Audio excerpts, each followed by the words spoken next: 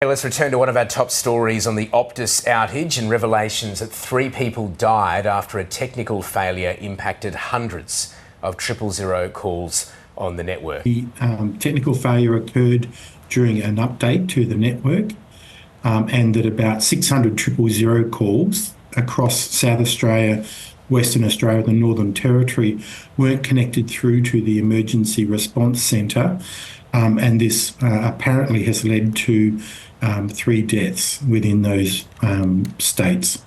What does it tell you about the vulnerability of the Optus network if a network update causes this? I mean, correct me if I'm wrong, but surely these things are routine. Every telco does them. They'd require planning, they'd require backups, a lot of contingencies that didn't appear to have happened in this case.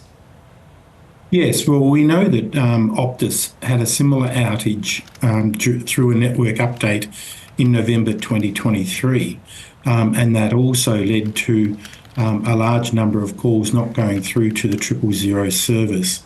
In this particular case, like the previous one, we know that the CAMPON system didn't work, and that's where if your carrier's offline, your phone should connect through to Telstra or Vodafone. We also know that the network update hasn't been adequately tested because obviously we've seen a failure. So what we're seeing is a continuation of the previous problems that exist within the Optus organisation, because this is a human error. It's not something that was related to equipment and hardware.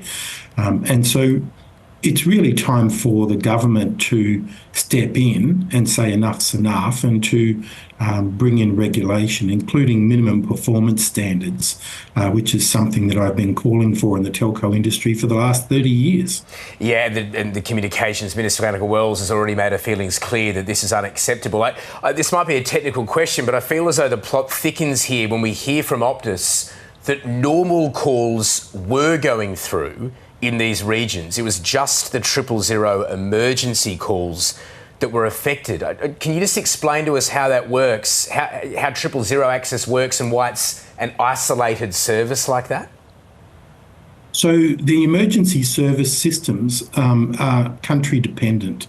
Every country sets up their own mechanism for 000 or emergency call services, and because it's not part of the standard systems that are put in place for the fixed line or the mobile services, you need to be very careful when you do an update to the network that you're not affecting your emergency call services, because they are bespoke. They are something that is set up, for example, within Australia, and what it means is you need to test everything thoroughly. You need to test, and then you need to test again. You also need backup systems, because if a failure occurs during an update and something goes wrong, you want to be able to fall back to an operating system.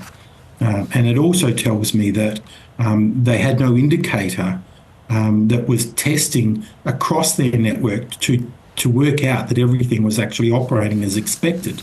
And for them to only find out sometime later that the 000 calls were not actually going through is really unacceptable. So we've seen a number of failures here.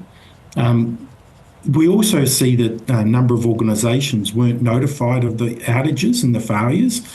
We've heard from one of the premiers who said that he only found out of this problem essentially during the press release, which was held at 5:30 on a Friday.